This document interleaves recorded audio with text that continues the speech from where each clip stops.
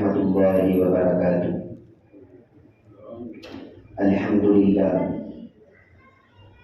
نحمده ونستعینه ونستغفره ونؤمن به ونتوکل علیہ ونعوذ باللہ من شرور انفسنا ومن سیئات اعمالنا من يهده الله فلا مضل له ومن يضلل فلا هادي له ونشهد أن لا إله إلا الله وحده لا شريك له ونشهد أن سيدنا ونبينا ومولانا محمدا عبده ورسوله أرسله بالحق بشيرا ونذيرا أما بعد فأعوذ بالله من الشيطان الرجيم بسم الله الرحمن الرحيم لقد من الله على المؤمنين إذ بعث فيهم رسولا من أنفسهم يتلو عليهم آياته ويزكيهم ويعلمهم الكتاب والحكمة وإن كانوا من قبل لفي ضلال مبين صدق الله مولانا العظيم وقال تعالى في شأن حبيبه إن الله وملائكته يصلون على النبي يا أيها الذين آمنوا صلوا عليه وسلموا تسليما اللهم صل على سيدنا وشفيعنا وحبيبنا ونبينا مولانا محمد وعلى آل سيدنا ومولانا محمد وبارك وسلم۔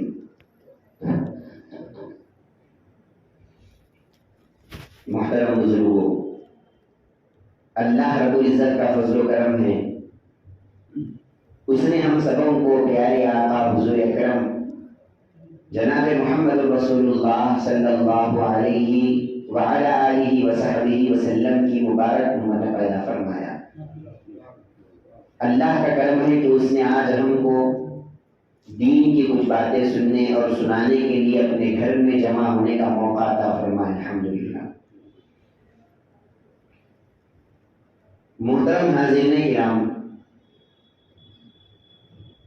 اللہ تبارک و تعالیٰ کے ہمارے اوپر بہت احسانات ہیں۔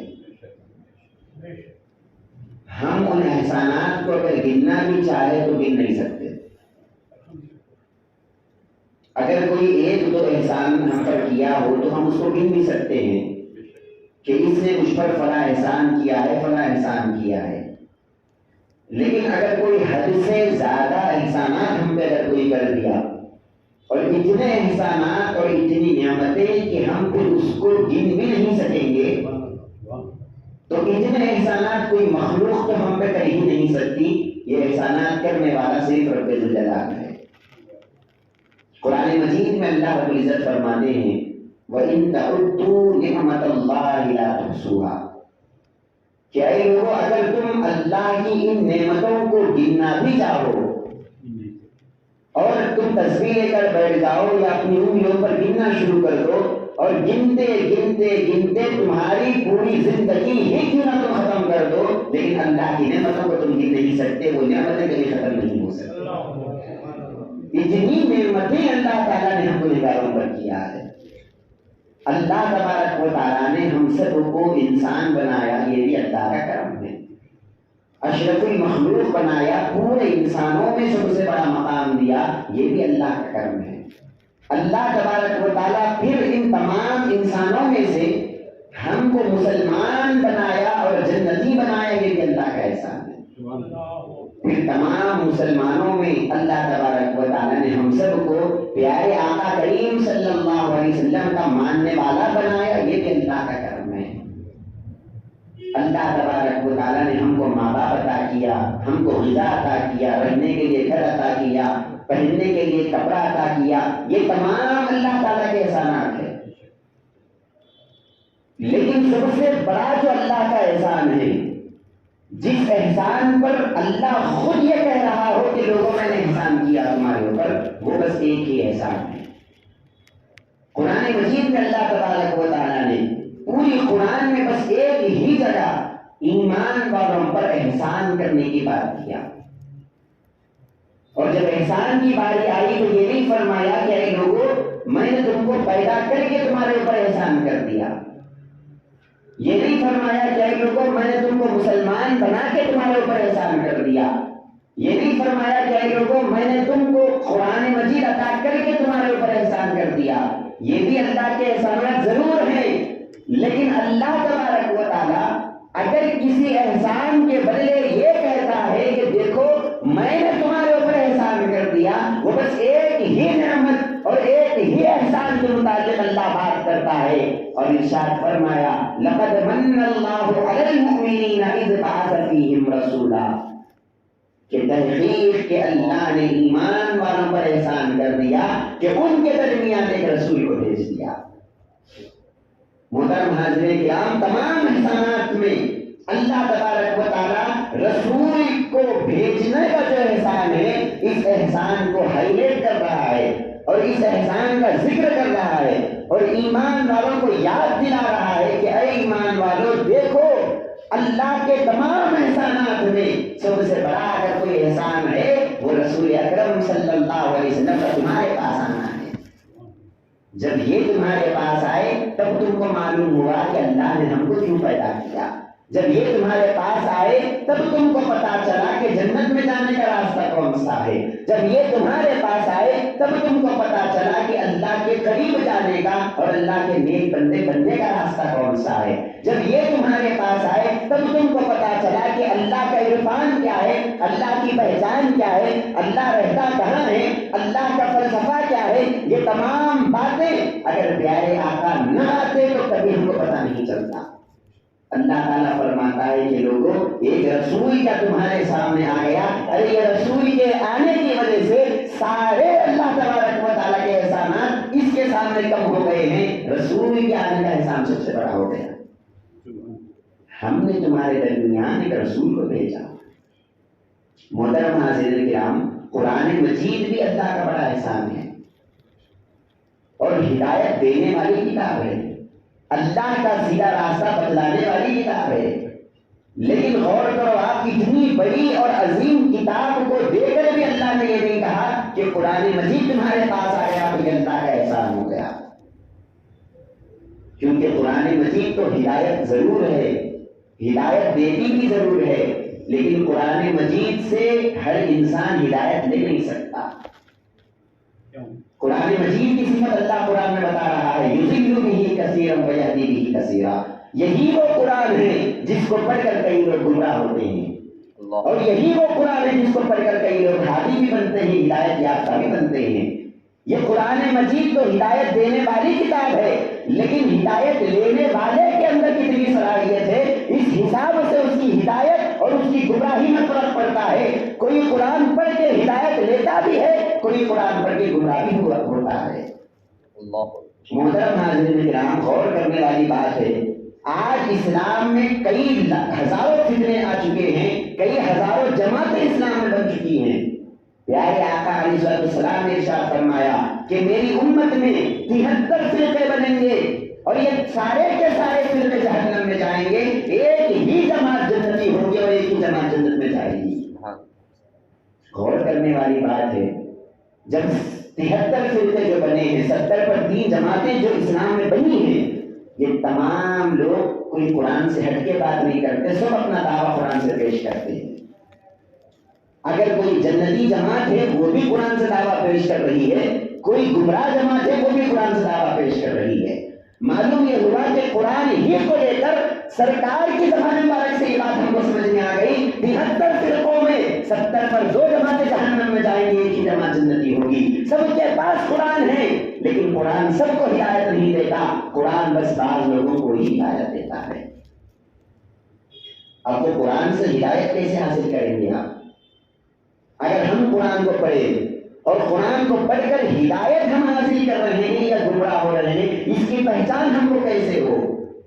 معلوم یہ ہوا کہ صرف قرآن مجید کا آ جانا یہ ہم کو سیدھے راستے پہ لانے کی دلیل نہیں ہے. قرآن کے ساتھ ساتھ قرآن کو سمجھانے والے رسول کا آنا یہ اللہ کا سب سے بڑا احسان ہے.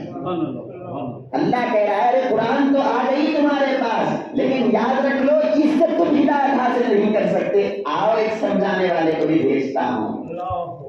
اللہ تبارک و تعالیٰ نے جب قرآن کو نازل کیا، اس کا طریقہ بھی بڑا عجیب ہے.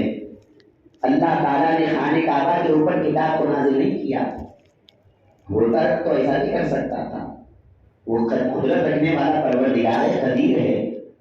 خانے کعبہ کے اوپر کتاب کو نازل کر دیتا, غیب سے آواز دیتا ہے, اے لوگوں دیکھ لو یہ اللہ کی کتاب ہے, اس کو پڑھ لو, اس پر عمل کرو, تم کامیاب ہو جاؤ گے. لیکن اللہ نے اس طرح نہیں کیا. اللہ تبارک و تعالیٰ نے سب سے پہلے ایک رسول کو بھیجا, پھر اس رسول کو 40 سال تک لوگوں کے درمیان رکھا. 40 سال تک لوگ اس رسول کو دیکھتے تھے, اس رسول کی زندگی کو دیکھتے تھے, اس رسول کے رہنے سہنے کو دیکھتے تھے. پھر 40 سال کے بعد اس رسول کے اوپر قرآن مجید کو نازل کیا اور کہا کہ اے لوگوں سن لو, قرآن تو ہدایت دیتا ہی دیتا ہے, لیکن تم قرآن کو سمجھ نہیں سکتے. اگر قرآن کو سمجھنا ہے تو اس رسول کے پاس آؤ, یہ رسول تم کو قرآن سمجھائے گا. لہذا قرآن کے آنے سے بھی بڑا احسان یہ ہے کہ رسول تمہارے پاس آیا. محترم ناظرین کرام, رسول اللہ صلی اللہ علیہ وسلم کا دنیا میں آنا یہ صرف ہمارے اوپر احسان نہیں ہے, بلکہ ہم سے پہلے جتنے بھی انبیاء کرام آئے ہیں اور ہر نبی کی ہر امت جو دنیا میں آئی ہے, سب کے اوپر احسان عظیم اگر کوئی ہے وہ جناب محمد رسول اللہ صلی اللہ علیہ وسلم کی ذات بابرکت ہے. پرانی امتوں میں روایتوں میں بات آتی ہے, ایک آدمی تھا, بہت بڑا گنہگار تھا, اس کے گناہوں کی کوئی حد نہیں ہے, بہت بڑا گنہگار ہے. لیکن جب اس کا انتقال کا وقت آیا, وہ مر گیا. روایتوں میں آتا ہے حضرت موسیٰ علیہ السلام کو اللہ نے وحی نازل کیا, کیونکہ اللہ باتیں کرتا تھا حضرت موسیٰ سے, وہ کلیم اللہ تھے. اللہ تبارک و تعالیٰ نے ان پر وحی کیا اور کہا کہ اے موسیٰ جاؤ, اور وہ جو میرا امتی, وہ جو میرا بندہ ہے وہ مر چکا ہے, تم جاؤ اس کی جنازے میں شریک ہو, اس کی نماز جنازہ پڑھاؤ. ایک نبی کو جنازہ پڑھانے کے لیے اللہ نے بھیجا. جب حضرت موسیٰ علیہ السلام آتے ہیں اس کی جنازہ پڑھنے کے لیے, کیا دیکھتے ہیں کہ کوئی نہیں آیا اس کے جنازے میں, کیونکہ بڑا گنہگار تھا. لوگ اس کو بڑا گنہگار سمجھتے تھے. اس کی نماز جنازہ میں آنا بھی لوگوں کو پسند نہیں تھا, کوئی جنازے میں نہیں آیا. حضرت موسیٰ علیہ السلام الغرض جنازہ پڑھتے ہیں, کفن دفن کا انتظام کرتے ہیں, اس کو دفناتے ہیں. پھر بعد میں اس کے گھر والوں کے پاس آتے ہیں, اس کی بیوی سے پوچھتے ہیں کہ بتا ایسا کون سا کام تھا جو میرا شوہر کرتا تھا, ایسا کون سا کام تھا. اللہ تبارک و تعالیٰ نے مجھ کو بھیجا تیرے رسول کا جنازہ پڑھ, تیرے شوہر کا جنازہ پڑھانے کے لیے, ایسا کون سا کام تھا جو تیرا شوہر کرتا تھا. وہ بیوی کہتی ہے کہ حضرت کوئی بڑا کام نہیں تھا, نہ میرا شوہر اچھا آدمی تھا, نہ میرا شوہر کوئی نیک آدمی تھا, ہاں گنہگار ہی تھا, لیکن ایک کام اس کے اندر اچھا تھا. رات کے وقت وہ نیند سے بیدار ہوتا تھا, رات میں نیند سے اٹھنے کے بعد غسل کرتا تھا, پانی نہاتا تھا, اور جو تورات ہے, جو کتاب حضرت موسیٰ علیہ السلام پر نازل ہوئی ہے اللہ کی کتاب, اس تورات کو کھول کے بیٹھتا تھا, اور اس تورات میں جہاں کہیں محمد رسول اللہ صلی اللہ علیہ وسلم کا نام آتا وہ وہاں پر انگلی رکھتا اور رونے لگتا. پیارے آقا علیہ السلام کا جب نام سنتا, پیارے آقا کی محبت میں, پیارے آقا کی الفت میں روتا, اس نام کو چومتا, اس کتاب کو بوسا دیتا اور پھر اٹھا کے اوپر رکھ دیتا. یہ ایک ہی عمل اس کا ایسا تھا. جب یہ مر گیا, اللہ تبارک و تعالیٰ نے حضرت موسیٰ سے کہا اے موسیٰ جاؤ اس کی جنازہ پڑھاؤ. وجہ کیا ہے؟ ارے یہ گنہگار تو صحیح ہے, لیکن یہ رحمت للعالمین کی محبت کرتا ہے, یہ میرے پیارے آقا سے, میرے پیارے نبی سے محبت کرتا ہے, لہذا یہ گنہگار ہی صحیح کیوں نہ ہو, لیکن میرے آقا کی محبت کی وجہ سے ہم نے اس کو بخش دیا, معاف کر دیا. محترم ناظرین, پیارے آقا کا آنا صرف ہمارے اوپر احسان نہیں ہے, ہم سے پہلے بھی ہر امتی پر اور ہر نبی پر اللہ کا احسان تھا. عالم ارواح میں اللہ تبارک و تعالیٰ نے جب ہم کو بلایا, بخاری شریف کی حدیث ہے, حضرت آدم علیہ السلام کی پیٹھ پر اللہ نے مسح کیا. جیسے حضرت آدم علیہ السلام کی پیٹھ پر مسح کیا, ان کی سلب سے تمام اولاد آدم جو قیامت تک آنے والے ہیں سب کے سب ایک ذرات کی شکل میں اللہ کے سامنے کھڑے ہو گئے, چھوٹے چھوٹے ذرے کی شکل میں. ہم بھی تھے, آپ بھی تھے, جسم کی صورت میں نہیں, وہ ہماری روح, عالم ارواح کی بات ہو رہی ہے. اللہ تبارک و تعالیٰ نے ہم سب سے ایک وعدہ کیا, اور اللہ تبارک و تعالیٰ نے پوچھا الست بربکم, کیا اے لوگوں کیا میں تمہارا رب نہیں ہوں, کیا میں تمہارا پالنے والا نہیں ہوں؟ ہم سب نے کہا بلا, اے اللہ کیوں نہیں, تو ہی ہمارا پالنے والا ہے. روایتوں میں آتا ہے, علماء کرام فرماتے ہوتے ہیں. جب اللہ تبارک و تعالیٰ نے یہ پوچھا کہ اے لوگوں کیا میں تمہارا رب نہیں ہوں, کیا میں تمہارا پالنے والا نہیں ہوں؟ ہم کو تو معلوم ہی نہیں تھا کہ اللہ ہمارا پالنے والا ہے, کیونکہ ابھی ہم پیدا ہی نہیں ہوئے. یہ عالم ارواح کی بات ہو رہی ہے, ابھی ہم پیدا ہی نہیں ہوئے, ابھی جس آدم علیہ السلام کے صلب سے نکل کے باہر آئے ہیں. جب اللہ نے پوچھا کہ کیا میں تمہارا رب نہیں ہوں, سارے کے سارے لوگ خاموش کھڑے ہوئے ہیں, کسی کو جواب دینا نہیں آ رہا ہے. کیا جواب دے؟ روایتوں میں آتا ہے سب سے پہلے روح محمد صلی اللہ علیہ وسلم سامنے آتی ہے, پیارے آقا علیہ السلام کی روح سامنے آتی ہے اور کہتی ہے اے اللہ بلا کیوں نہیں, تو ہی ہمارا رب ہے, تو ہی ہمارا پروردگار ہے. جیسے ہی پیارے آقا کا بولنا تھا, ان کی بات کو سن کر تمام انسان جو قیامت تک آنے والے ہیں سب نے کہا کہ اے اللہ بلا تو ہی ہمارا رب ہے, تو ہی ہمارا پروردگار ہے. وہاں بھی جو ہم نے اللہ کو مانا تو پیارے آقا کے کہنے کی وجہ سے مانا. اگر پیارے آقا نہیں ہوتے عالم ارواح میں ہی ہم اللہ کا اقرار نہیں کرتے. اور روایتوں میں آتا ہے جب اللہ تبارک و تعالیٰ نے حضرت آدم کے پیٹھ پر ہاتھ پھیرا, تمام انسان 4 صفوں میں اللہ کے سامنے کھڑے ہو گئے. پہلی صف میں انبیاء کرام کھڑے ہوئے تھے, اللہ والے کھڑے ہوئے تھے, بڑے بڑے اللہ والے, بڑے بڑے انبیاء کرام. اور دوسری صف میں ایمان والے کھڑے ہوئے تھے, مسلمان کھڑے ہوئے تھے. تیسری صف میں منافقین کھڑے ہوئے تھے جو دنیا میں آ کر منافق بننے والے تھے. اور چوتھی صف میں کافر اور مشرک کھڑے ہوئے تھے. جب اللہ تبارک و تعالیٰ نے پوچھا کہ اے لوگوں کیا میں تمہارا رب نہیں ہوں, تو پہلی جو 2 صفوں کے لوگ تھے جو انبیاء کرام اور اللہ والے اور مسلمان تھے, انہوں نے دل سے بھی کہا اور زبان سے بھی کہا کہ اے اللہ تو ہمارا رب ہے. جب دل اور زبان دونوں سے اللہ کو رب مان لیا, جب دنیا میں اللہ نے بھیجا ان کے ایمان کے حساب سے کسی کو اللہ نے غوث اعظم بنا دیا, کسی کو اللہ نے غریب نواز بنا دیا, کسی کو اللہ نے بندہ نواز بنا دیا. ان کے ایمان کی صلاحیتوں کے حساب سے دنیا میں اللہ تعالیٰ نے ان کو اپنا نیک بندہ بنا دیا. اور اگر کسی کا ایمان ہماری طرح ناقص ایمان ہے, عام مسلمان بنا کے اللہ تبارک و تعالیٰ نے پیدا کیا. اور پھر بعض لوگ ایسے بھی تھے اس میں جنہوں نے زبان سے تو کہا کہ اے اللہ تو ہمارا رب ہے, لیکن دل سے اللہ کو رب نہیں مانا, دل سے اللہ کو اپنا پروردگار نہیں مانا. ایسے لوگوں کو اللہ نے جب دنیا میں بھیجا تو وہ منافقین بن کر نکلے کہ زبان سے وہ لوگ کلمہ پڑھتے تھے لیکن دل سے یقین نہیں آتا تھا کہ اللہ ہمارا رب ہے. اور پھر چوتھی صف کے جو لوگ تھے جو وہاں پر کھڑے ہوئے تھے, نہ انہوں نے زبان سے کہا کہ اللہ رب ہے, نہ دل سے انہوں نے مانا کہ اللہ رب ہے. جب وہ دنیا میں آئے تو اللہ نے ان کو کافروں اور مشرکوں میں بنا دیا. اللہ کا کتنا کرم ہے, آج ہم مسلمان ہیں. اس کا مطلب یہ ہے کہ ہم وہ 2 صفوں میں کھڑے ہوئے تھے, وہ جو نبیوں کی صفیں تھی, وہ جو ولیوں کی صفیں تھی, وہ جو ایمان والوں کی صفیں تھی, جو مسلمانوں کی صفیں تھی. اللہ کا کرم ہے, اللہ نے ہم کو ان صفوں میں کھڑنے کا موقع عطا فرمایا. ہم وہاں پر جو بلا کہیں ہیں, اے اللہ تو رب ہے کہیں ہیں, اس کا صدقہ ہے آج ہم یہاں پر مسلمان بن کے پیدا ہوئے ہیں. اور وہ بلا جو ہم بولے وہ کس کا سن کر بولے, وہ پیارے آقا علیہ السلام نے سب سے پہلے کہا اے اللہ تو ہمارا رب ہے. ان کی بات کو سن کر ہم نے کہا کہ اے اللہ تو ہمارا رب ہے. محترم حاضرین, جب یہ ہو گئی بات, ایک وعدہ تو اللہ نے ہم سے لے لیا, اور پھر اس کے بعد روایتوں میں آتا ہے, قرآن مجید میں یہ بات آئی ہے, اللہ تبارک و تعالیٰ نے نبیوں کی روح کو الگ بلایا. 1,24,000 کم و بیش جو اللہ کے پیغمبر آئے ہیں ان کی روحوں کو اللہ نے الگ بلایا اور بلا کر ان سے ایک الگ وعدہ لیا.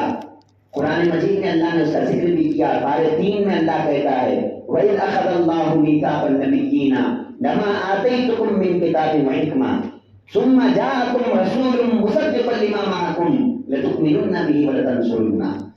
اللہ تبارک و تعالیٰ کہتا ہے نبیوں کی روحوں کو جمع کر کے, اے نبیوں کی روحوں, میں تم کو دنیا میں میرا نبی بنا کے بھیج رہا ہوں, میں تم کو دنیا میں میرا پیغمبر بنا کے بھیج رہا ہوں. تم دنیا میں جانا, دین کی تبلیغ کرنا, لوگوں کو دین کی طرف بلانا, لوگوں کو کلمہ طیبہ کی طرف بلانا, لوگوں کو اللہ کی طرف بلانا. لیکن یاد رکھ لو ثم جاءکم رسول مصدق لما معکم, اے نبیوں کی روحو, اگر میرے پیارے نبی جناب محمد رسول اللہ صلی اللہ علیہ وسلم اگر یہ تمہارے بیچ میں آ جائے, تمہارے درمیان میں آ جائے, تم اپنی نبوتوں کو چھوڑ دینا, اس رسول پہ ایمان لانا. نبیوں کو نبوت بھی مل رہی ہے پیارے آقا علیہ السلام کے بعد کے وسیلے سے اللہ ان کو نبی بنا رہا ہے. کہا کہ قال اقررتم, یہ قرآن ہے, اللہ پوچھ رہا ہے ہے اے نبیوں کیا تم مانتے ہو اس بات کو؟ اگر مانتے ہو تو تم کو نبی بناؤں گا، پیارے آقا کو نہیں مانو گے تو تم کو نبوت بھی ملنے والی نہیں ہے۔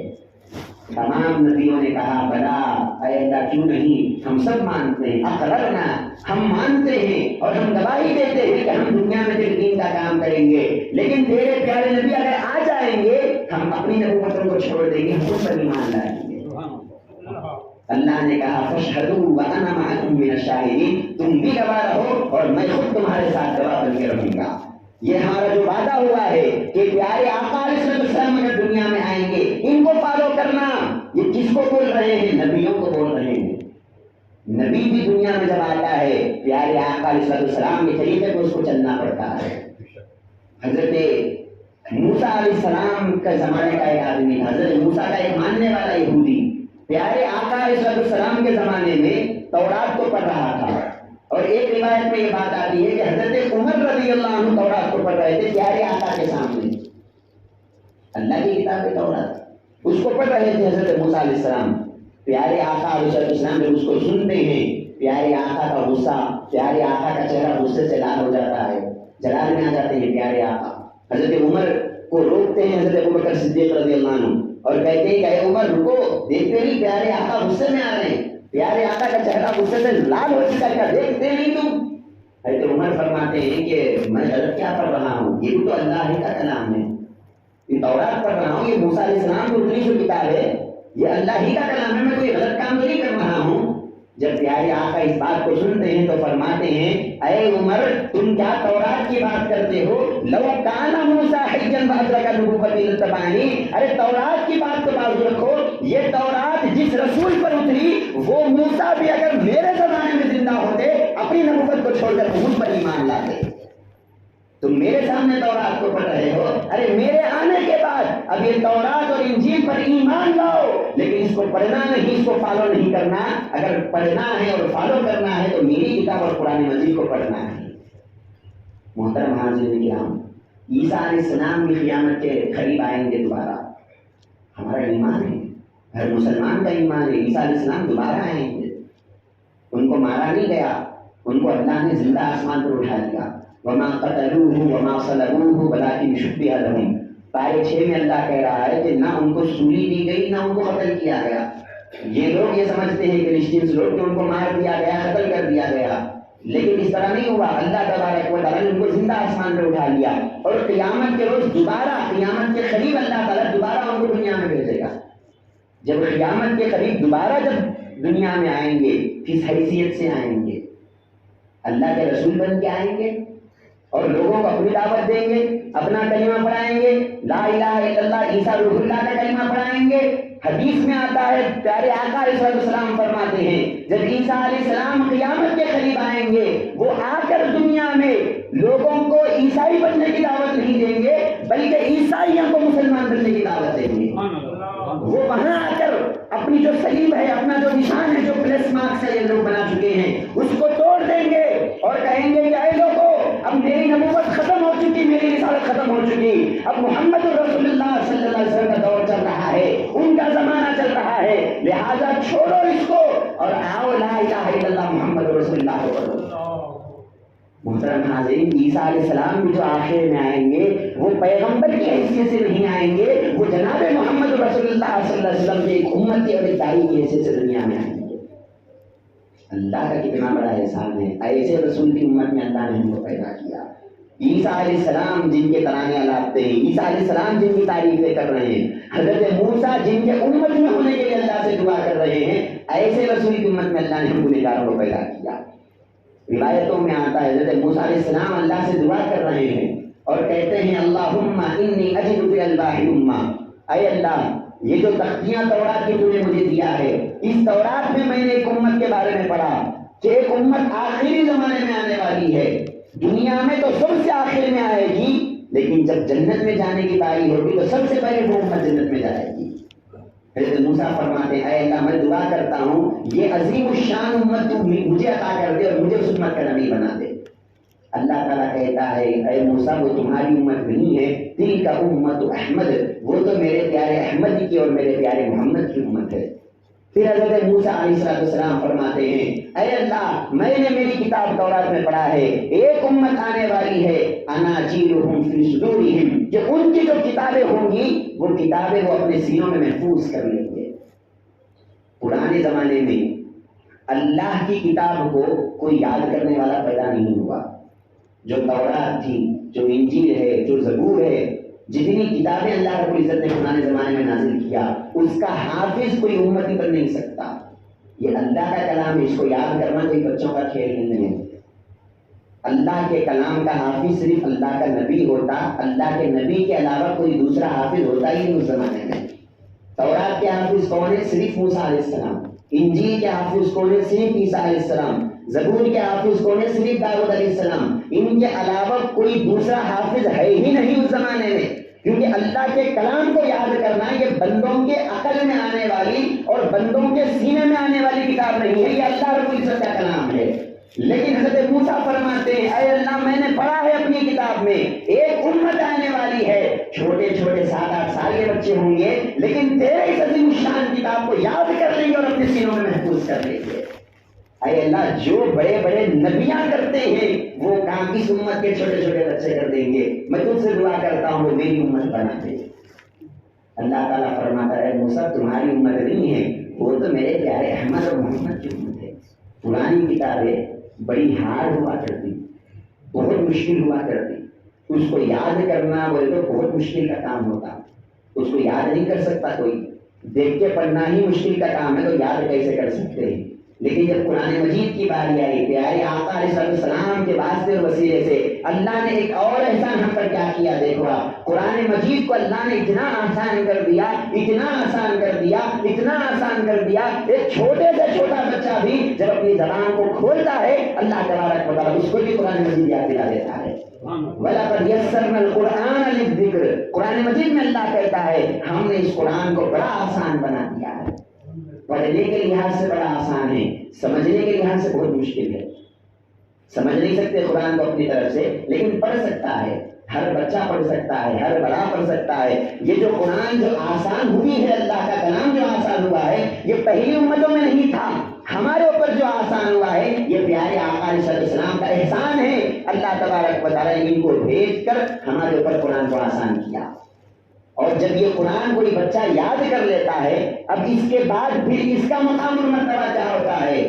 حدیث مبارک میں آتا ہے پیارے آقا علیہ السلام فرماتے ہیں ایک میری امت کا حافظ جو قرآن مجید کو یاد کر لیا ہے، کل بروز قیامت 7 ایسے لوگوں کو جن کے اوپر جہنم واجب ہو چکی ہے، جو جہنم میں گئے ہیں، ایک حافظ کی دعا پر اللہ تعالیٰ 7 ایسے لوگوں کو جہنم سے نکال کے جنت عطا کر دیتا ہے۔ محترم حاضرین، یہ کمال اللہ تبارک و تعالیٰ نبی کو نہیں، نبی کے معمولی امتیوں کو اللہ نے کمال عطا کیا۔ یہ کس کا واسطہ اور وسیلہ ہے؟ یہ کس کے سبب ہو رہا ہے؟ یہ صرف پیارے آقا علیہ السلام کا واسطہ اور وسیلہ ہے۔ اللہ تعالیٰ اسی لیے فرما رہا ہے لقد من اللہ علی المؤمنین اذ بعث فیہم رسولا، ایمان والوں پہ اللہ نے احسان کیا، ایمان والوں کے بیچ میں ایک رسول کو اللہ نے بھیج دیا۔ اور وہ رسول کون ہے؟ جس کا ذکر حضرت آدم بھی کرتے آئے، جس کا ذکر حضرت نوح کرتے آئے، جس کا ذکر حضرت شیس کرتے آئے، جس کا ذکر تمام انبیاء کرتے ہوئے آئے، اب وہ رسول دنیا میں آئے ہیں۔ حضرت آدم علیہ السلام جب انتقال کا وقت آیا ان کے، تو اپنے بیٹے کو بلاتے ہیں، حضرت شیس کو بلاتے ہیں اور بلا کر کہتے ہیں کہ اے میرے بیٹے، اب میں دنیا سے جا رہا ہوں، اب میرے بعد تم اللہ کے نبی ہو، اب میرے بعد تم جو ہے لوگوں کو اللہ کی طرف بلانا، تم دین کا کام کرنا، لیکن یاد رکھ لو میں تم کو وصیت کر رہا ہوں جب کبھی بھی تم اللہ کا ذکر کرو گے، اللہ کے ذکر میں ساتھ ساتھ تم محمد کا بھی ذکر کرنا۔ یہ کون بول رہے ہیں؟ حضرت آدم علیہ السلام، پیارے آقا بھی دنیا میں آئے بھی نہیں ہیں، یہ فرشت انسان ہے دنیا کے زمین کے، اور کیا کہہ رہے ہیں کہ جب تم اللہ کا ذکر کرے ساتھ میں تم محمد رسول اللہ کا ذکر کرنا۔ حضرت شیس علیہ السلام پوچھتے ہیں کہ یا ابتی من محمد، اے ابا جان یہ محمد کون ہے صلی اللہ علیہ وسلم، کیونکہ ابھی دنیا میں آئے نہیں نا، پوچھ رہے ہیں کہ یہ کون ہے؟ تو حضرت آدم علیہ السلام فرماتے ہیں کہ اے میرے بیٹے سن لو، جب اللہ تبارک و تعالیٰ نے مجھے اپنے ہاتھوں سے بنایا اور میرے اندر اپنی روح کو پھونکا، جیسے ہی میرے اندر جان آئی میں نے آنکھ کو کھول کے دیکھا تو کیا دیکھتا ہوں کہ اللہ کے عرش پہ لا الہ الا اللہ محمد رسول اللہ لکھا ہوا ہے۔ اور پھر اس کے بعد فرمایا کہ جب اللہ تبارک و تعالیٰ نے مجھے جنت میں رکھا، میں نے دیکھا کہ جنت کے ہر گھر کے اوپر محمد رسول اللہ لکھا ہوا ہے۔ میں نے جنت کے ہر جھاڑ کے ہر پتے پہ دیکھا لا الہ الا اللہ محمد رسول اللہ لکھا ہوا ہے۔ پھر اس کے بعد فرماتے ہیں میں نے جنت کے حوروں کے پیشانیوں پہ بھی دیکھا، ان کی پیشانی پر بھی لا الہ الا اللہ محمد رسول اللہ لکھا ہوا ہے۔ اب میں سمجھ گیا اللہ تبارک و تعالیٰ جب اپنے نام کے ساتھ ان کا نام لگا رہا ہے، یہ کوئی معمولی انسان نہیں ہے، یہ کوئی معمولی انسان ہو ہی نہیں سکتے۔ لہذا مجھے معلوم ہو گیا اللہ تبارک و تعالیٰ اسی کا نام اپنے ساتھ لگاتا ہے جس کا مقام اللہ کے پاس بہت بڑا ہوتا ہے۔ اور پھر حضرت آدم اپنا واقعہ سناتے ہیں اور کہتے ہیں اے میرے بیٹے شیش، جب مجھ سے غلطی ہو گئی تھی، جنت کا پھل میں نے کھا لیا تھا، اللہ رب العزت نے اس پھل کو کھانے کے بدلے میں مجھے دنیا میں بھیج دیا، میں روتا رہا، اللہ سے اپنے گناہوں کی معافی مانگتا رہا، لیکن اللہ تبارک و تعالیٰ نے معافی عطا نہیں کیا۔ ایک دن میں نے اللہ سے دعا کیا اور کہا کہ اے اللہ میں تجھ سے محمد کے واسطے اور وسیلے سے دعا مانگتا ہوں کہ تو میرے گناہ کو معاف کر دے۔ اللہ تعالیٰ پوچھتا ہے اے آدم تم کو کیسے معلوم ہوا کہ یہ محمد صلی اللہ علیہ وسلم کا مقام میرے پاس بہت بڑا ہے، تم کو کیسے معلوم؟ آدم فرماتے ہیں اے اللہ جب تو نے مجھے پیدا کیا تو عرش پہ ان کا نام لکھا دیکھا، جنت پہ ان کا نام میں نے دیکھا، حوروں کے پیشانیوں پہ ان کا نام دیکھا، میں سمجھ گیا کہ ان کا مقام بہت بڑا ہے، میں ان کے واسطے اور وسیلے سے دعا کرتا ہوں۔ اب جواب میں اللہ کیا بول رہا ہے وہ بھی سنو آپ، حدیث کے الفاظ ہے، اللہ تعالیٰ فرماتا ہے اے آدم لولاہ ما خلقتک ولولاہ ما خلقت السماء والارض، اے آدم اگر وہ محمد کو پیدا کرنا میرا مقصد نہ ہوتا نہ میں تم کو پیدا کرتا نہ زمین و آسمان کو پیدا کرتا۔ یہ زمین و آسمان کو میں نے پیدا کیا ہے تو صرف اور صرف میرے اس بندے کے لیے پیدا کیا جن کو آخری نبی بن کے آنا ہے۔ میں نے تم کو جو پیدا کیا صرف اس واسطے پیدا کیا کہ تمہاری اولاد میں ان کو آنا ہے، ورنہ نہ تم کو پیدا کرنا میرا مقصد ہے نہ زمین و آسمان کو پیدا کرنا میرا مقصد ہے۔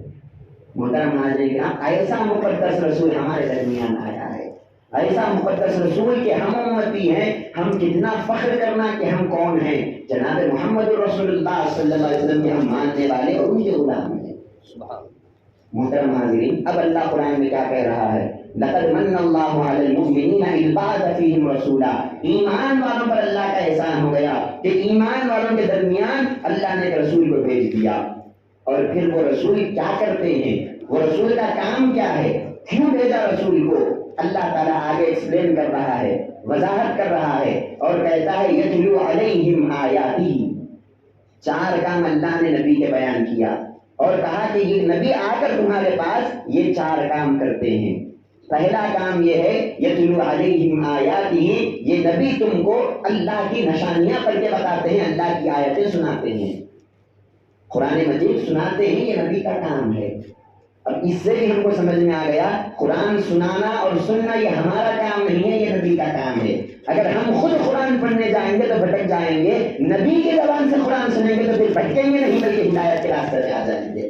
اس راستے فرمایا یتلو علیہم، لوگوں تم خود قرآن پڑھنے کی کوشش مت کرو، آؤ پہلے بارگاہ مصطفی سے اپنا رشتہ جوڑ لو، پیارے آقا کے در پہ آؤ، یہ تم کو سکھائیں گے کہ قرآن کیسے پڑھنا ہے اور قرآن کیسے سمجھنا ہے۔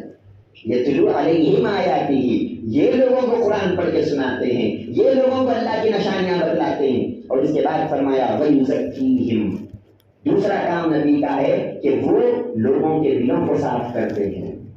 یہ پیارے آقا علیہ السلام کے دنیا میں آنے کا بڑا مقصد ہے کہ ہمارے دل صاف ہو جانا، ہمارے دل سے حسد نکلنا، ہمارے دل سے دشمنی نکلنا، ہمارے دل سے کینہ، عداوتیں، نفرتیں، لوگوں کے ساتھ جو ہمارا رویہ ہے یہ رویہ ہمارے دل کا چینج ہو جانا، اس مقصد کے تحت اللہ نے پیارے آقا کو دنیا میں بھیجا۔ پیارے آقا کے دنیا میں آنے کے بعد بھی اگر ہمارا دل نہیں سدھرا تو سمجھ جانا کہ ہم ابھی ایمان والے نہیں بنے۔ اللہ تبارک و تعالیٰ اس آیت کے شروع میں بول دیا میں نے ایمان والوں پر احسان کیا، مسلمانوں پر احسان نہیں کیا۔ عام مسلمان وہ ہوتا ہے جو صرف نبی کو مان لیتا ہے اور خاموش بیٹھ جاتا ہے. ایمان والا صرف نبی کو مان کے خاموش نہیں بیٹھتا, نبی کے آنے کے مقصد کو وہ بندہ پورا کرتا ہے. کیا فرمایا بھائی زکیہم, تمہارا دل صاف ہو جانا, اتنا صاف ہو جانا کہ کسی کے بارے میں تمہارے دل میں نہ غلط گمان ہونا, نہ دشمنی ہونا, نہ حسد ہونا, نہ نفرت ہونا, اتنا تمہارا دل پاک اور صاف ہو جانا, یہ نبی کے آنے کا مقصد ہے. محترم ناظرین, صحابہ کرام کا دل کتنا پاک اور صاف تھا. پیارے آقا کی صحبت میں رہنے کے بعد, پیارے آقا کی باتیں سننے کے بعد, اس کے بعد ان کا دل جو صاف ہوا ہے اور جو نور والا بن کے ان کا دل چمکا ہے, وہ کیسا پاک اور صاف ہو گیا. حضرت عمر رضی اللہ عنہ, ایک بار حضرت بلال رضی اللہ عنہ کو جھگڑا ہو گیا. ہوتا ہمارے درمیان بھی ہوتا, چھوٹی موٹی باتوں پہ آپس میں جھگڑا ہو جاتا. حضرت عمر اور حضرت بلال, حضرت بلال کون ہیں؟ مسجد نبوی کے مؤذن ہیں, یہ اذان دینے والے ہیں. اور حضرت عمر کون ہیں؟ یہ پیارے آقا کے سسرے بھی ہوتے ہیں, پیارے آقا کے صحابی بھی ہیں, جنتی صحابی ہیں, اور خلفائے راشدین میں سے بھی ہیں. ان کا مقام بڑا ہے ان سے بھی. لیکن دیکھو آپ, دل کتنا صاف تھا حضرت عمر رضی اللہ عنہ کا. ان دونوں کے درمیان کچھ جھگڑا ہو گیا. اب اس جھگڑے میں غصہ آتا ہے, ظاہر سی بات ہے, جب غصہ آتا ہے حضرت عمر رضی اللہ عنہ غصے میں حضرت بلال کو بولتے ہیں اے کالی عورت کے بیٹے, کیونکہ حبشی غلام تھے, حبشی لوگ کالے ہوتے ہیں, تو زبان سے نکل گیا غصے میں اے کالی عورت کے بیٹے بول کے زبان سے نکل گیا. اب جیسے ہی نکلا, اب وہ ظاہر سی بات ہے ایسے الفاظ تو دل میں بڑے درد ہوتے ہیں. حضرت بلال رضی اللہ عنہ کو بڑی تکلیف ہوتی ہے. اب وہ جھگڑا تو خیر ختم ہو گیا, لیکن حضرت بلال مایوس ہو گئے, حضرت بلال تھوڑا ناراض ہو گئے. پیارے آقا علیہ السلام, نماز کا ٹائم ہوتا ہے, پیارے آقا مسجد نبوی میں تشریف لاتے ہیں. کیا دیکھتے ہیں کہ وہ بلال جو اسلام لانے کے بعد سے آج تک کبھی ناراض ہوئے ہی نہیں, ہمیشہ خوش رہتے ہیں کہ اللہ نے مجھے مسلمان بنایا, اللہ نے مجھے غلام محمد رسول اللہ بنایا, آج وہ ناراض کیوں ہیں؟ بلا کے پوچھتے ہیں اے بلال کیا ہوا, کیوں ناراض ہو, کیوں تکلیف میں ہو, کیا بات ہے؟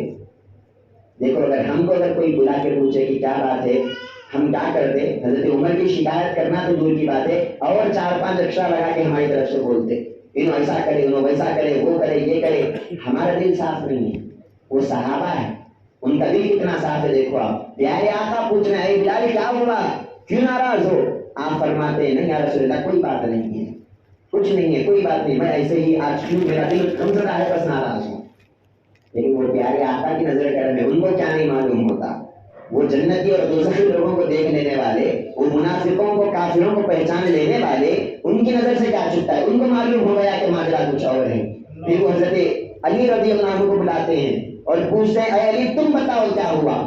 حضرت علی فرماتے ہیں یا رسول اللہ صلی اللہ علیہ وسلم, میں مسجد میں ہی بیٹھا ہوا تھا, حضرت عمر اور حضرت بلال کا تھوڑا سا جھگڑا ہو گیا, اور حضرت عمر نے کالی عورت کے بیٹے کہہ کر حضرت بلال کو مخاطب کیا, جس کی وجہ سے ان کو تکلیف ہوئی.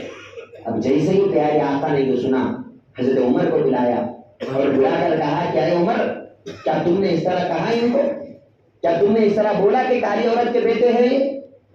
دیکھو اگر ہم ہوتے تو کیا بولتے, نہیں یا رسول اللہ میں کیا نہیں بولا, میں بڑا شریف ہوں, میں بڑا اچھا ہوں.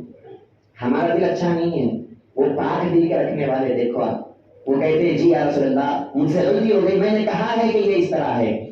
تو سرکار فرماتے ہیں اے عمر تمہاری ہمت کیسی ہوئی, تمہاری ہمت کیسی ہوئی؟ ارے یہ بلال وہ ہیں جو تمہارے سے بھی پہلے اسلام لائے ہیں, یہ بلال وہ ہیں جو لوگوں کو نماز کے لیے بلاتے ہیں, یہ لوگوں کو اللہ کی طرف بلاتے ہیں, تم ان کو اس طرح بولنے کی ہمت کیسی ہوئی؟ اے عمر تم بلال کو حقیر سمجھتے ہو, بلال کا تمہارے پاس کوئی مقام اور مرتبہ نہیں ہے, تمہارے اندر سے مجھے کفر کی بو آ رہی ہے. اب جیسے ہی سرکار یہ سننا تھا, حضرت عمر رضی اللہ عنہ سمجھ گئے کہ میری بہت بڑی غلطی ہو گئی, بہت بڑی غلطی ہو گئی. اب نماز پڑھنے کے بعد حضرت عمر رضی اللہ عنہ مسجد کے باہر تشریف لے جاتے ہیں, مسجد کے دروازے پہ ٹھہر جاتے ہیں اور کہتے ہیں کہ اے لوگوں کوئی بھی مسجد کے باہر نہیں نکلنا, تمام لوگ مسجد کے اندر بیٹھے رہو. حضرت عمر ہے وہ, شیطان بھی ان کو ڈر کے دور بھاگ جاتا ہے, مسلمانوں کی کیا بات کرتے ہیں, تمام لوگ اندر بیٹھے رہے. حضرت بلال رضی اللہ عنہ کو حضرت عمر باہر بلاتے ہیں اور کہتے ہیں کہ اے بلال میں نے تم کو اس طرح ستایا ہے, اے کالی عورت کے بیٹے کا مجھے معاف کر دو. حضرت بلال فرماتے ہیں جی اے عمر میں نے معاف کر دیا, کیونکہ وہ صاف دل کے رکھنے والے ہیں نا. وہ کہتے ہیں کہ اے عمر آپ تو صحیح بولے, میں کالی عورت کا ہی بیٹا ہوں, لیکن تھوڑا سا مجھے تکلیف ہوئی, میں نے آپ کو معاف کر دیا, خیر کوئی بات نہیں.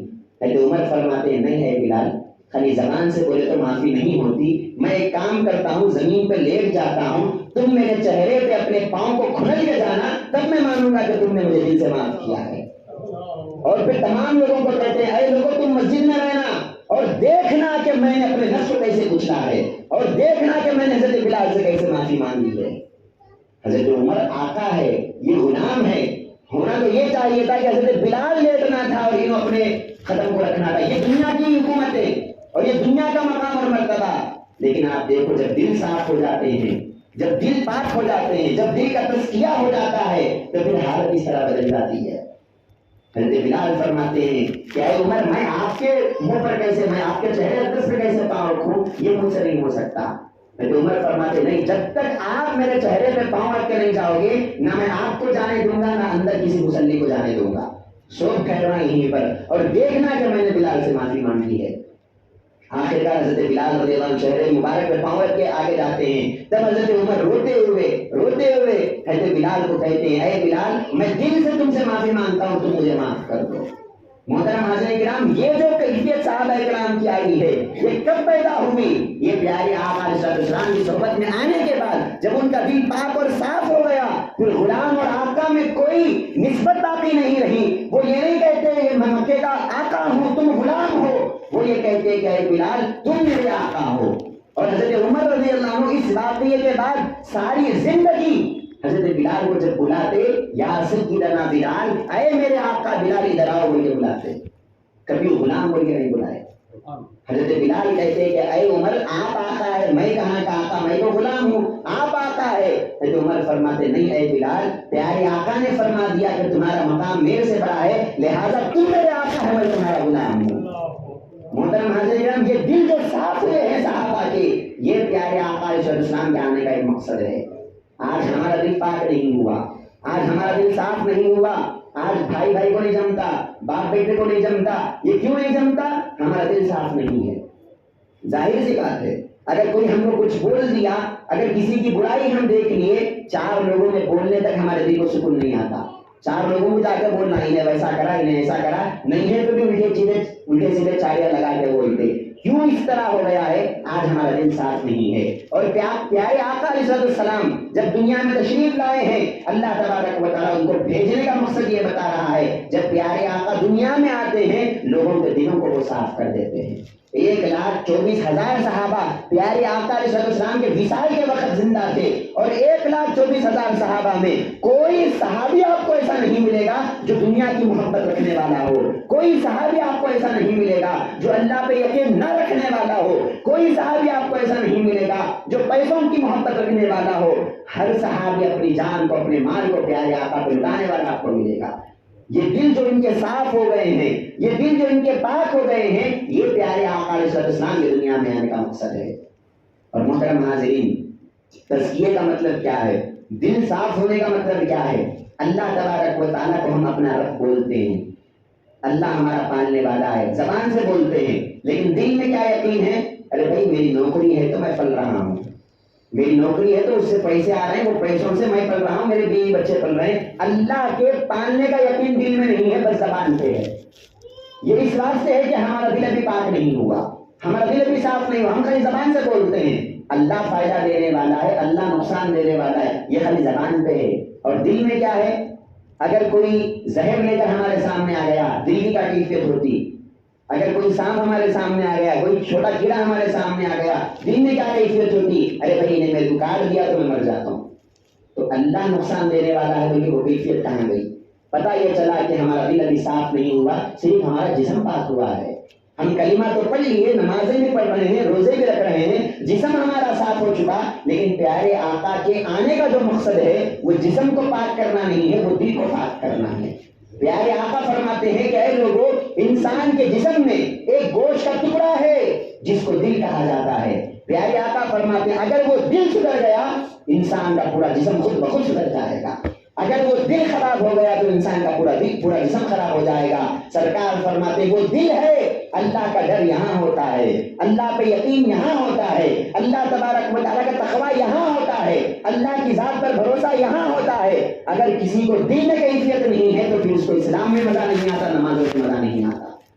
محترم حاضرین، حضرت عمر رضی اللہ عنہ کے پاس ایک دوسرا بادشاہ 3 تحفے بھیجتا ہے.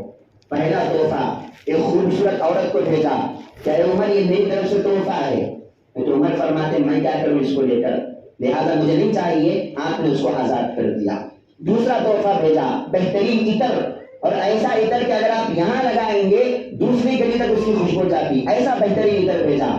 حضرت عمر نے اس عطر کو نکالا اور کہا کہ میں اس کو نہیں لگاؤں گا، اللہ کے گھر میں اس کو ڈال دوں گا. لہٰذا مسجد نبوی میں آئے اور مسجد نبوی میں اس عطر کو لگا دیا، ڈال دیا. اور تیسری چیز جو اس بادشاہ نے بھیجا وہ زہر کی شیشی بھیجا اور کہا کہ اے عمر یہ زہر ہے اور اتنا خطرناک زہر ہے، اس کا ایک خطرہ بھی اگر تم بولی میں ڈال دو گے، کنویں میں ڈال دو گے، پورا محلہ بھی اگر اس بولی سے پانی پیے گا سب کے سب مر جائیں گے. ایسا خطرناک زہر ہے. تو عمر فرماتے ہیں کہ مجھے اس کی بھی ضرورت نہیں ہے، کیونکہ یہ زہر مارنے والا نہیں ہے. پیارے آقا نے مجھے سکھا دیا کہ اللہ موت دینے والا ہے، اللہ نقصان دینے والا ہے. وہ زہر کو لانے والا کہتا ہے کہ نہیں اے عمر یہ بہت خطرناک زہر ہے، آپ اس زہر کا جو ہے نہیں سمجھ رہے، زہر کا مقام آپ کو معلوم نہیں ہو رہا، یہ بہت خطرناک ہے. حضرت عمر رضی اللہ عنہ فرماتے ہیں اچھا ادھر لاؤ. زہر کو لیتے ہیں، شیشی کا ڈھکن کھولتے ہیں، بسم اللہ الذی لا یضر مع اسمہ شیء فی الارض ولا فی السماء وهو السمیع العلیم. جیسے یہ دعا پڑھتے ہیں پوری شیشی پی لیتے ہیں. یہ خطرہ اگر ڈال دیا جائے پانی میں پورا محلہ مر جائے گا، ایسا خطرناک زہر پوری شیشی آپ نے پی لیا. اب وہ تحفہ لانے والا ڈر رہا ہے اگر ان کو کچھ ہو جائے گا مسلمان مجھے ختم کر دیں گے، یہ کیا بات ہے. اب وہ آنے والا ڈر رہا ہے. حضرت عمر فرماتے ہیں ڈرنے کی کوئی ضرورت نہیں ہے، یہ زہر مجھے مار نہیں سکتا، مجھے موت دینے والا تو اللہ ہے. محترم حاضرین، یہ دل کے پاک ہونے کی علامت ہے، یہ دل کے پاک ہونے کی نشانی ہے. وہ عمر جنتی چپ کے نہیں بن گئے. خالی نمازوں کو دیکھ کے سرکار نے نہیں بولا کہ یہ جنتی ہے، خالی روزوں کو دیکھ کے سرکار نے نہیں بولا کہ یہ جنتی ہے. ارے ان کا دل اتنا پاک و صاف ہو چکا تھا کہ دل میں کوئی میل نہیں ہے، دل میں کوئی کچرا نہیں ہے. وہ اللہ پر کامل یقین رکھنے والے، اللہ پہ کامل بھروسہ رکھنے والے، ایسے انسان کا جب دل بن جاتا ہے تب سرکار فرماتے ہیں عمر معمولی انسان نہیں ہے، عمر جنتی ہے. محترم حاضرین کرام، یہ پیارے آقا علیہ السلام کی دنیا میں آنے کا مقصد ہے ہمارے دل پاک ہونا. آج ہمارے دل پاک نہیں ہے. ہم 1,00,000 میلاد کی محفلوں میں اگر آ جائیں گے اور 1,00,000 بار بھی سرکار کے پیدا ہونے کی خوشی منا لیں گے، اللہ کا مقصد یہ نہیں ہے. آپ خوشی مناؤ میلاد کی، آپ سرکار کے آنے کی خوشی مناؤ، یہ بہت بڑی بات ہے. کیونکہ اللہ تبارک و تعالیٰ کا سب سے بڑا احسان ہے کہ سرکار ہمارے درمیان آئے. جس طرح شروع میں نے آپ کو بتایا، آپ میلاد کی خوشی مناؤ، جھنڈے لگاؤ، نعرے لگاؤ، سب کرو، لیکن ساتھ ہی ساتھ سرکار کے آنے کا جو مقصد ہے اس مقصد کو اپنے سامنے رکھو. ایسا نہ ہو کہ ہم بس خوشی مناتے رہ جائیں اور مقصد رسول جو سرکار کے آنے کا ہے اس کو ہم چھوڑ چکے. محترم حاضرین، اس طرح نہیں ہونا. سب سے پہلے ہم اپنے دل کو صاف کرنا. ہمارا دل دنیا کی محبت سے خالی ہو، ہمارے دل میں دنیا کا لالچ نہیں ہونا، دنیا کا حرص نہیں ہونا. آج مسلمان کے دل میں دنیا کی اتنی محبت رس بس چکی ہے، اس دنیا کے لیے مسلمان نہ حلال کو دیکھتا ہے نہ حرام کو دیکھتا ہے. مسلمان یہ کہتا ہے حرام ہے تو کیا ہوا، پیسہ میرے پاس آ گیا تو میرے لیے کافی ہے. مسلمان آج حلال اور حرام کی تمیز کیوں بول چکا ہے؟ اس واسطے کہ اس کا دل پاک نہیں ہوا، اس کا جسم پاک ہو گیا. آج ہم اچھے کپڑے پہن کے، اچھا عطر لگا کے ہم یہ سمجھ رہے ہیں کہ میں پکا پاک اور صاف ہوں. یاد رکھ لو یہ جسم کی پاکی اللہ دیکھتا ہی نہیں، اللہ اگر دیکھتا ہے تو انسان کے دل کو اللہ دیکھتا رہتا ہے. حدیث میں آتا ہے اللہ تعالیٰ فرماتے ہیں ان اللہ لا ينظر الى صورکم ولا الى جسامکم ولکن اللہ ينظر الى قلوبکم ونیاتکم. اللہ تبارک و تعالیٰ تمہاری صورتوں کو نہیں دیکھتا، کون گورا ہے، کون کالا ہے، کون ہینڈسم ہے، اللہ کو اس سے کوئی تعلق نہیں ہے. کیونکہ ہر صورت اللہ بنایا ہے اور ہر صورت پیاری ہے، ہر صورت اللہ کے ہاتھوں سے اللہ نے تراشا ہے. تو لہٰذا اللہ تبارک و تعالیٰ کو صورتوں سے کوئی لینا دینا ہی نہیں ہے، اللہ اس کو دیکھتا ہی نہیں ہے. نہ اللہ جسموں کو دیکھتا ہے، کون لمبا ہے، کون گڈا ہے، کون اچھے کپڑے پہنا ہے، کون ذرے پرانے کپڑے پہنا ہے. اللہ تعالیٰ کو اس سے کوئی لینا دینا ہے ہی نہیں. اللہ تعالیٰ اگر دیکھتا ہے، پیارے آقا فرماتے ہیں وَلَكِنَّ اللَّهَ يَنْظُرُ إِلَىٰ قُلُوبِكُمْ. اللہ تعالیٰ تمہارے دلوں کو دیکھتا ہے، اللہ تعالیٰ تمہاری نیتوں کو دیکھتا ہے. تمہارے دل کی نیت کیا ہے، تمہارے دل میں کیا ہے. اللہ تبارک و تعالیٰ وہ چھپی ہوئی چیز جو دنیا میں کوئی دیکھ نہیں سکتا، اللہ کی نظر اسی چھپی ہوئی چیز پر ہوا کرتی ہے. آج ہم نمازیں پڑھتے ہیں، دل میں کیا ہے ہمارے؟ میں نماز پڑھ رہا ہوں، میرا بازو والا مجھے دیکھ کر پکا نمازی بولنا، میرا بازو والا مجھے دیکھ کر پکا اللہ والا سمجھنا، میرا بازو والا مجھے دیکھ کر دیندار سمجھنا۔ ارے یہ جو لوگوں کو دکھانے کی جو نیتیں ہمارے دل میں ہے، یاد رکھ لو ایسی نمازیں 1% بھی اللہ کی بارگاہ میں پہنچنے والی نہیں ہے اور اللہ اس کو قبول کرنے والا نہیں ہے۔ اللہ تعالیٰ ایسی نماز کو قبول کرتا ہے جس میں دکھاوا نہیں ہوتا، جس میں صرف اور صرف اچھی نیت کے ساتھ دل کو صاف اور پاک کر کے آپ اللہ کو دکھانے کے لیے نماز پڑھتے ہیں، ایسی نماز اللہ کی بارگاہ میں پہنچتی ہے۔ محترم حاضرین کرام، روایتوں میں آتا ہے ایک دن میں 70 مرتبہ اللہ تعالیٰ اپنے بندے کے دل کو دیکھتا رہتا ہے۔ ہم اپنے جسم کو صاف کرنے کے چکر میں ہیں، اللہ تعالیٰ اس کو نہیں دیکھا، اللہ اس کے اندر جو چھپا ہوا دل ہے اس کو دیکھتا ہے۔ اور ایک دن میں 70 مرتبہ اللہ کی نظر دل پر ہے، اور ہم اپنے دل کو کچرا بنا چکے ہیں، اپنے دل میں دنیا کا میل ہم بھر چکے ہیں، دنیا کی خواہشیں، دنیا کی لالچیں، دنیا کی نفرتیں، دنیا کے لوگوں سے دشمنیاں، یہ تمام چیزیں ہم اپنے دل میں رکھ لیں گے۔ اللہ اکبر بول کے مصلی پہ آ کے اگر ہم کھڑیں گے، اللہ کو ایسی نماز ضرورت نہیں ہے، اللہ کو ایسی نماز کی ضرورت نہیں ہے۔ محترم ناظرین، سرکار کے آنے کا مقصد کیا ہے؟ اپنے دل کو ہم صاف کرنا، بھائی بھائی کی جو دشمنی اس کو ختم کرنا۔ ارے مسلمان تو مسلمان ہے دوست، کافروں کے ساتھ بھی اسلام اچھا سلوک کرنے کا حکم دیتا ہے۔ طائف والے جب پیارے آقا علیہ السلام کو پتھریں مارتے ہیں، واقعی آپ سب کو معلوم ہوگا، جب پتھریں مارتے ہیں جس میں مبارک سے خون بہنے لگتا ہے، تب بھی پیارے آقا دعا کے لیے ہاتھ اٹھاتے ہیں، کہتے ہیں کہ اے اللہ، یہ طائف والے مجھے مارتے ضرور ہیں، میں ان سے بدلہ نہیں لیتا، میں دعا کرتا ہوں ان سب کو تم ہدایت عطا فرما۔ محترم حاضرین، جب دل انسان کا پاک ہوتا ہے، انسان پھر ایسے کام کرتا ہے، نہیں بھائی انہوں میرے ساتھ ایسا کرے، میں بھی ان کے ساتھ ویسا کرتا ہوں، ارے یہ تو بدلہ ہو گیا، اگر کوئی برا کرا آپ بھی برا کریں، یہ بدلہ ہو گیا۔ اسلام بدلہ نہیں سکھاتا، اسلام تو رحمت سکھاتا ہے، معاف کرنا سکھاتا ہے۔ محترم حاضرین کرام، آج ہم کو جو اپنے دلوں کو پاک کرنے کی ضرورت ہے، یہ پیارے آقا کی دنیا میں آنے کا دوسرا مقصد ہے۔ اب تیسرا اور چوتھا مقصد کیا ہے؟ پیارے آقا علیہ السلام جو دنیا میں آئے، اللہ فرماتا ہے وَيُعَلِّمُهُمُ الْكِتَابَ وَالْحِکْمَةَ۔ تیسرا مقصد پیارے آقا کا دنیا میں آنا، یہ اللہ کی کتاب کی تعلیم لوگوں کو دینا ہے، صرف قرآن کو پڑھنا نہیں ہے، قرآن کو پڑھ لینا یہ پہلا مقصد تھا، اس کے بعد دل کو صاف کرنا یہ دوسرا مقصد تھا، دل صاف ہونے کے بعد تیسرا کام یہ ہے کہ قرآن کو سمجھنا ہے۔ دل کو صاف کرے بغیر قرآن سمجھ میں نہیں آتا، یاد رکھو آپ۔ نہیں میں فلاں تفسیر کو پڑھ لیا، انہوں لکھے سو تفسیر ہے، انہوں لکھے سو تفسیر ہے، ارے کس کی تفسیر بھی پڑھ لو آپ، دل اگر پاک نہیں ہے تو قرآن آپ کو سمجھ میں آنے والا نہیں ہے۔ علامہ اقبال علیہ رحمۃ اللہ فرماتے ہیں تیرے دل پہ نہ ہو اگر نزول کتاب، گرہ کشا ہے نہ راضی نہ صاحب کشاف۔ راضی اور کشاف بہت بڑی بڑی تفسیریں ہیں عربی کی، فاضل میں ہم کو پڑھائے ہیں، بڑے بڑے کتابیں ہیں، مدرسوں میں آپ کو پڑھائی جاتی ہے۔ علامہ اقبال فرماتے ہیں اگر تمہارا دل صاف نہیں ہے، ایسی بڑی کتابیں پڑھ لینے کے بعد بھی آپ کو قرآن کا ایک حرف سمجھ میں آنے والا نہیں ہے۔ قرآن اللہ تبارک و تعالیٰ کتابوں کی تفسیروں سے نہیں سمجھاتا، دل کے پاک ہونے کے بعد رسول اللہ صلی اللہ علیہ وسلم کی نسبت سے اللہ تعالیٰ قرآن کا علم عطا فرماتا ہے۔ اس واسطے فرمایا وَيُعَلِّمُهُمُ الْكِتَابَ، یہ رسول کا کام ہے، وہ تم کو قرآن سکھائیں گے۔ اپنے دل کو پاک تو کر کے آؤ، اپنے دل کو صاف کر کے آؤ، اس کے بعد دیکھو قرآن مجید کی ایک آیت اگر آپ پڑھیں گے، اللہ تبارک و تعالیٰ اس ایک آیت کے بدلے کیسا کیسا علم آپ کو عطا فرمائے گا۔ میں ختم کی طرف آ رہا ہوں، آپ بے چین مت ہو جاؤ۔ حضرت غوث اعظم رضی اللہ عنہ کے بارے میں آتا ہے کہ غوث اعظم رضی اللہ عنہ ایک مرتبہ بیٹھے ہوئے ہیں، ایک بہت بڑے عالم صاحب آئے، بہت بڑے عالم صاحب ٹیسٹ کرنے کے لیے آئے، دیکھیں گے کہ غوث اعظم کے پاس کتنا علم ہے۔ آج ہم غوث اعظم کے بارے میں بھی ایک بات ہے، آج ہم غوث اعظم سرکار کو خالی ایک ولی بول کے اٹھا کے اوپر رکھ دیے، ارے وہ ولی تو ہے ہی ہے، ولیوں کے سردار ہیں، لیکن ساتھ ہی ساتھ بہت بڑے عالم بھی ہیں، بہت بڑے مفتی بھی ہیں۔ غوث اعظم سرکار کے علم کو آج کوئی بیان کرنے والا نہیں ہے۔ غوث اعظم سرکار بہت بڑے عالم، ایک آدمی آیا سرکار غوث پاک کے پاس، بہت بڑا عالم، ٹیسٹ لینے کے لیے، دیکھیں گے یہ کیا کریں گے، یہ کتنا علم ہے ان کے پاس، دیکھیں گے۔ والضحیٰ، اس کی تفسیر کرنے کے لیے غوث اعظم سرکار بیٹھے، ایک تفسیر بیان کی، ایک معنی، وہ سامنے عالم کے دل میں خیال آیا یہ تو میرے کو آتا، یہ معنی میرے کو بھی آتا، اب سرکار غوث اعظم دوسرا معنی اس کا بیان کرے، الگ معنی، ایک معنی نہیں الگ، وہ کہتا ہے یہ میرے کو بھی آتا، پھر سرکار تیسرا معنی بیان کرے، انہیں یہ بولتا ہے میرے کو بھی آتا، اب اب چوتھا معنی بیان کرے، پانچواں معنی بیان کرے، 11 معنی سرکار غوث اعظم صرف والضحیٰ کے بیان کیے. آج کوئی کر سکتا؟ یہ علم جو کتاب کا آیا نا، جو قرآن کا علم آیا نا، یہ علم کب آیا؟ دل پہلے پاک ہو جانا، اس کے بعد اللہ تعالیٰ ایسا دل پہ کھول دیتے ہیں معنی.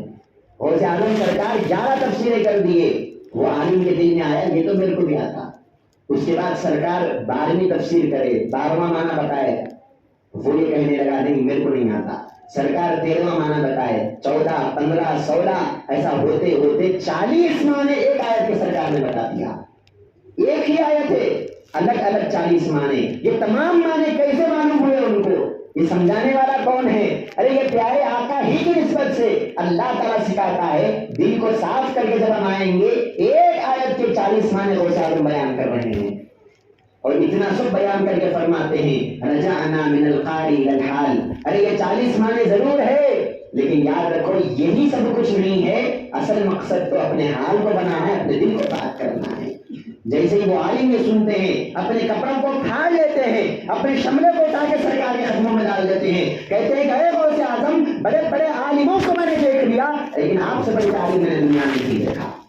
محترم حاضرین، یہ کب بنتا ہے بندہ؟ جب اس کا دل صاف ہوتا ہے تو اللہ تعالیٰ کتاب کے علم اور کتاب کے تفاصر اس کے ذہن پہ کھولتا ہے، اس کے دل پہ کھولتا ہے. محترم حاضرین، یہ سرکار کے آنے کا تیسرا مقصد ہے، لوگوں کے دل پاک ہوں گے جب اس کے بعد قرآن کا علم ان کے ذہن میں آئے گا. آج ہم قرآن سے دور کیوں ہو رہے ہیں بتاؤ آپ؟ حالانکہ قرآن تو بہت عام ہے، آپ نیٹ میں مارو قرآن آ جاتا ہے، آپ کو آپ کے موبائل میں قرآن آ جاتا ہے، ہر مسجد میں آپ کو قرآن مل جاتا ہے، ہر مدرسے میں قرآن آپ کو مل جاتا ہے. لیکن پھر بھی کیا وجہ ہے آج ہم قرآن سے دور ہیں؟ پتہ یہ چلا ابھی ہمارا دل صاف نہیں ہوا.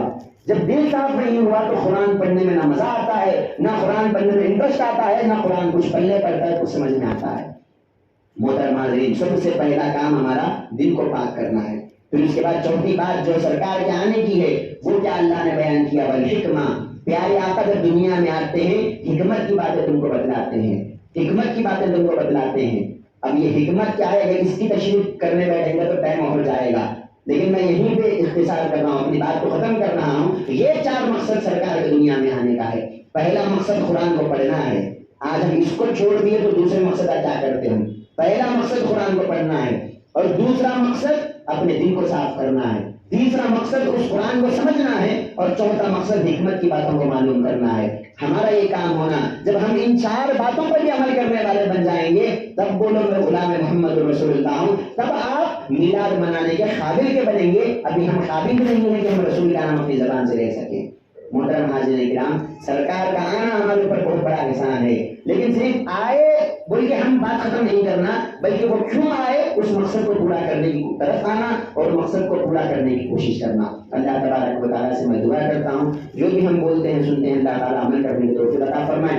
اللہ تبارک و تعالیٰ پیارے آقا علیہ السلام سے حقیقی محبت کرنے کی ہم سب کو توفیق عطا فرمائے. پیارے آقا علیہ السلام کے واسطے اور وسیلے سے اللہ تعالیٰ قرآن مجید کو صحیح طور پر پڑھنے کی توفیق عطا فرمائے.